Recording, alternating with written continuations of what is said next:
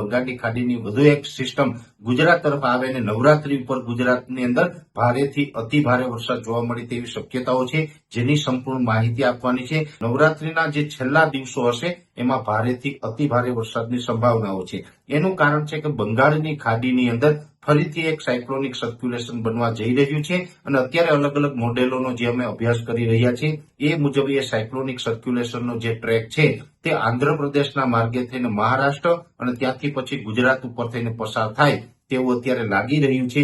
જો આ ટ્રેકમાં કોઈ ફેરફાર ન થાય તો નવરાત્રીના છેલ્લા દિવસોમાં એટલે કે 28 સપ્ટેમ્બરથી લઈ અને 2 ઓક્ટોબર સુધી રાજ્યની અંદર સામાન્યથી મધ્યમ અને અમુક વિસ્તારમાં મધ્યમથી ભારે વરસાદ તો આઇસોલેટેડ વિસ્તારની અંદર ભારેથી અતિ ભારે વરસાદ નોંધાય તેવી શક્યતાઓ છે। આની અંદર સૌથી વધારે તીવ્રતા છે દક્ષિણ ગુજરાત અને સૌરાષ્ટ્રના ભાગોની અંદર જોવા મળે તેવું અનુમાન છે। એ પછી જે કચ્છના ભાગો હશે, ઉત્તર ગુજરાત અને મધ્ય ગુજરાતના વિસ્તારોમાં પણ સામાન્યથી મધ્યમ વરસાદની સંભાવનાઓ રહેલી છે।